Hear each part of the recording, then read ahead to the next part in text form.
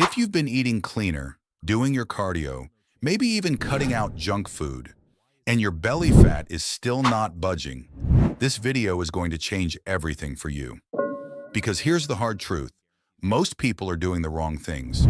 Not because they're lazy, but because no one told them the real reason belly fat refuses to leave. In the next few minutes, I'm going to break down exactly why belly fat is so stubborn, what you need to be eating, the best exercises that actually work, and one lifestyle shift that most people completely ignore, but it might be the thing holding you back the most. Stay with me until the exercise section. Let's get into it. The real reason. So here's question number one. Why does belly fat even exist? Why is it the last thing to go no matter what you do? The answer comes down to one word: cortisol. That's your stress hormone. And here's the thing, when cortisol is chronically elevated, your body literally gets a signal to store fat right in your midsection. Not on your arms, not on your legs and your belly. And what raises cortisol? Stress, poor sleep, excessive cardio, even undereating. So if you've been doing 2 hours of exercise a day and barely eating, congratulations, you've been telling your body to store more belly fat. The second thing is insulin resistance. Every time you eat refined carbs, sugar, or processed food, your blood sugar spikes, your insulin spikes, and fat breakdown in your belly gets blocked. Your body just can't release that stored fat. And the third thing, sleep. Studies show that people sleeping less than 6 hours a night store significantly more abdominal fat than people sleeping 7 to 9. Not a little more, a lot more. Same diet, less sleep, more belly fat, full stop. Now here's something important to understand. Belly fat, specifically the kind deep in your abdomen, is called visceral fat. It wraps around your organs. It's not just a cosmetic issue, it's a health issue. And it responds differently than fat elsewhere on your body. And one more myth to kill right now. You cannot crunch your way out of belly fat. 100 sit-ups a day won't touch it. Spot reduction is a myth. The fix has to be systemic, and that's what we're talking about today. What to eat? All right, let's talk food. Because you can exercise as much as you want, but if you're eating the wrong things, belly fat is going nowhere. Number one thing you need more of: protein. High protein foods like eggs, chicken breast, Greek yogurt, lentils, fish. They reduce your hunger, they preserve muscle while you're losing fat, and they actually require more energy to digest. That means more calories burned just from eating. Number two, fiber. Oats, beans, lentils, leafy greens, broccoli. Fiber slows down digestion, keeps you full longer, and this is key. It directly helps reduce visceral fat over time. This isn't optional. Get your fiber. Number three, anti-inflammatory foods.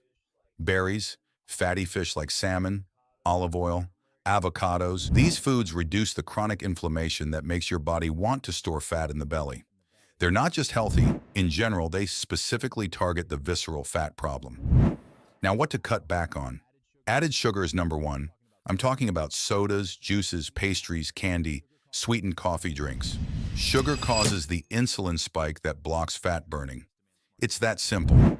Refined carbs, white bread, white rice, pasta, crackers. These have the same effect as sugar on your insulin levels. You don't need to go zero carb. Just swap to whole grain versions and reduce the overall quantity. Alcohol. Even 1 or 2 drinks a day significantly increases visceral fat.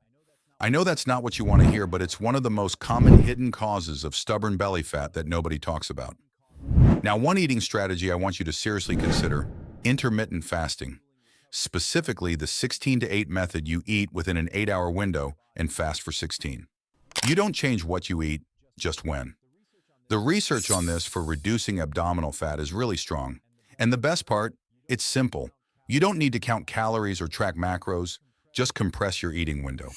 Bottom line for nutrition: more protein, more fiber, more anti-inflammatory foods. Less sugar, less refined carbs, less alcohol. Got it? Good. Let's talk exercise. Best exercises. Okay, this is the section I told you to stay for, because what I'm about to say might surprise you. The best exercise for losing belly fat is not running. It's not the elliptical. It is strength training, lifting weights, building muscle. Here's why. Muscle is metabolically active tissue. The more muscle you have, the more calories your body burns at rest 24 hours a day, even while you sleep. Strength training also dramatically improves insulin sensitivity, which is that exact mechanism that was blocking your fat loss. You don't need to become a powerlifter. 3 sessions per week of compound movements, squats, deadlifts, bench press, rows, overhead press is enough to completely transform your metabolism. That's it. 3 days a week. Second best, high-intensity interval training. Short bursts of intense effort followed by rest.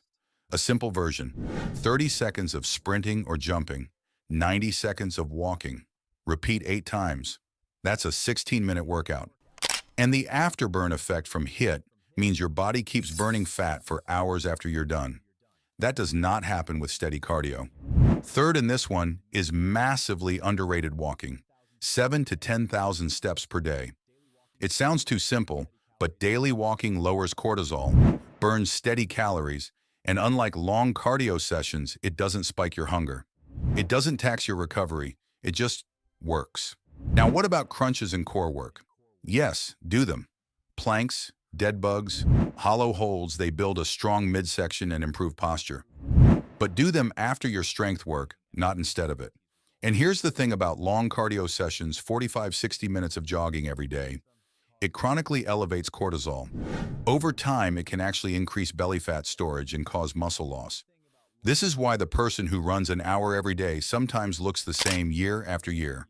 Less cardio, more intensity, more strength, that's the formula. Here's a sample weekly plan. Monday, Wednesday, Friday, strength training. Tuesday and Thursday, a 20-minute HIIT session. Every single day walk. That's it.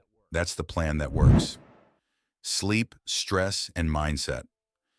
We've talked about food and exercise, but here's where most people fall completely flat. And this is probably the reason you specifically are stuck right now. Sleep.